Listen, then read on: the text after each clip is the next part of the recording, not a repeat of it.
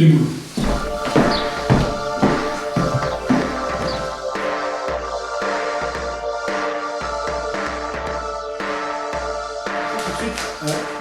Donc à l'origine, là, il y avait une grosse hotte, et bah, Fred, il a complètement démoli ça. Et je pense que ça va nous faire gagner un petit peu de place et un petit peu plus de choses pour le futur. Voilà, ça va être sympa. On va avoir cette paire d'enlever, et ça, c'est encore les boules.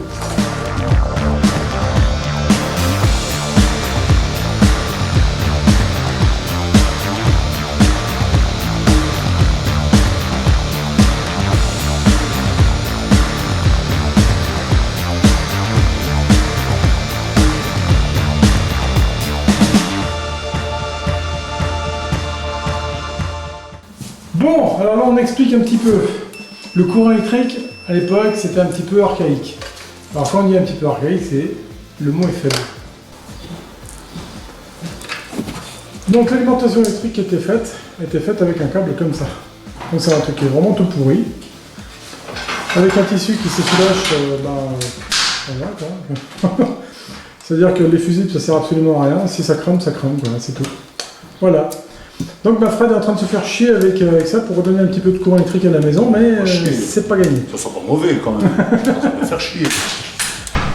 Nous sommes donc actuellement ici dans la pièce qui va devenir plus tard le salon-salle à manger. Alors donc salle à manger à l'avant et salon à l'arrière.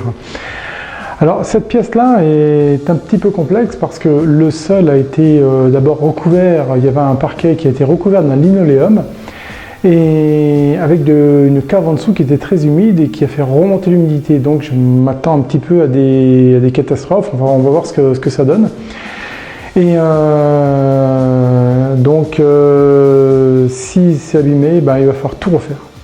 Donc c'était pas du tout prévu au programme, mais voilà, donc ça rentre encore dedans.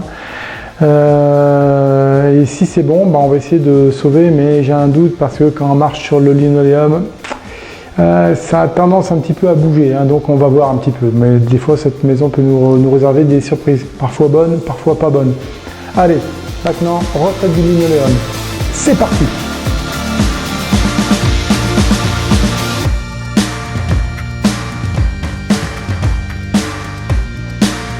Voilà, c'est fait. Tout le linoléum a été retiré. À ma grande surprise, eh bien, le plancher n'est pas pourri.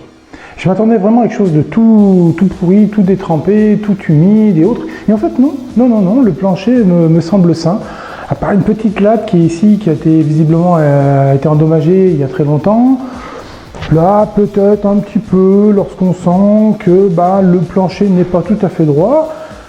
Mais je pense que ça va faire partie du charme de la maison, c'est-à-dire ouais, le plancher n'est pas droit, mais je m'en fous complètement.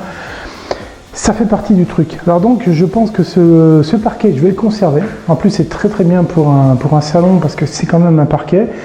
Il est super beau, il est super chaleureux, il demande vraiment un bon nettoyage, mais ça c'est rien, c'est vraiment que du détail. Donc je vais conserver ce parquet. Et puis je vais essayer de voir comment je vais faire pour intégrer par contre cette dalle en béton avec les carreaux de ciment dessus. Je sais pas, mais je pense que j'aurai des bons conseils là-dessus. Voilà, en tout cas je suis super content. Et puis c'est pas tout, mais faut continuer. Allez, c'est parti, go!